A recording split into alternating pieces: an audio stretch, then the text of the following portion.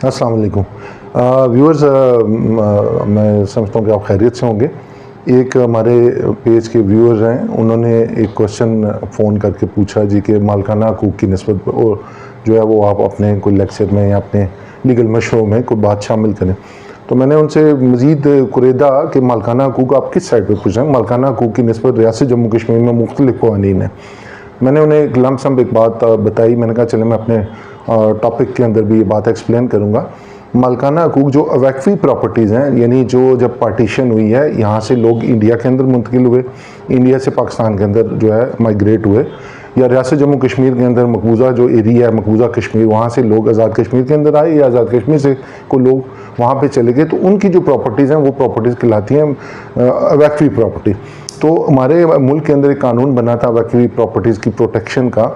और उसके तहत इन ज़मीनों के मालकाना हकूक़ पहले नहीं दिए जाते थे। ये ट्रांजिटरी या प्रोविनल एक अरेंजमेंट की गई थी उस वक्त कि फॉर द टाइम बिंग ज़मीनें खुली पड़ी हुई हैं, तो चलो लोगों की एक वेलफेयर के लिए, लोगों की स्टेट के अंदर उनकी लाइफ को बेहतर करने के लिए लुटे पिटे खाली हाथ आए हैं, तो उनको ये जायदादें जो वैक्वीज़ की हैं, ओवरसीज़ वैक्वीज़ की हैं, जो यहाँ से माइग्रेट हुए, तो ये जायदादें उनके फॉर द टाइम बिंग उनको अलाट की जाए, अलॉटमेंट पहले की जाती थी। अब मालकाना हकूक़ की निस्बत आज़ाद जम्मू एंड कश्मीर में 87 में एक तरमीम हुई, तो उसके तहत जो प्रोविनल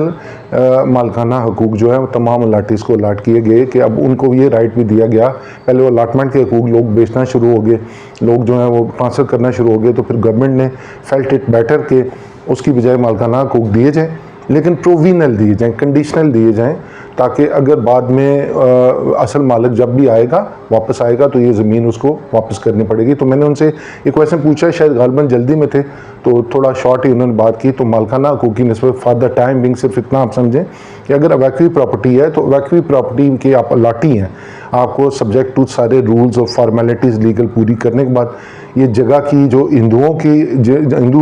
वक्फ़ीज़ उसमें मालिक थे या मुस्लिम वक्फ़ीज़ उसमें मालिक थे, वो जगह अगर आपको स्टेट के जो कंट्रोल में थी, कस्टोडियन डिपार्टमेंट के कंट्रोल में थी, वो उन्होंने अलाट की है और आप इसके इस्तेकाक रखते थे, तो उस ज़मीन की निस्बत आप मालकाना हकूक़ जो है वो वक्फ़ी प्रॉपर्टीज़ के आप ले सकते हैं और उसकी निस्बत फिर आप बैनामा कर सकते हैं, सेल कर सकते हैं, गिफ्ट कर सकते हैं, एक्सचेंज मल्टीपल जो काम है वो ट्रांसफ़र के कर सकते हैं। लेकिन ये आर्जी नोयत की ट्रांजिटरी अरेंजमेंट है, जब भी असल मालिक आएंगे तो ये प्रॉपर्टी उनको वापस जाएगी। तो पहला एक तो आंसर ये है। तो बाकी दीगर क़वानीन की निस्बत मुख्तलिफ़ क़वानीन है रियासत के अंदर, पाकिस्तान के अंदर भी मुख्तलिफ़ क़वानीन जो हैं एनेक्टेड हैं, जिसके तहत आप मालकाना हकूक़ जो है वो क्लेम करते हैं, जिसमें मल्टीपल, तो इसमें इंशाल्लाह आइंदा फिर किसी टॉपिक पे इसकी निस्बत जो है वो आपको आपके गोश गुजार जो है वो अपनी मारूज़ात करेंगे।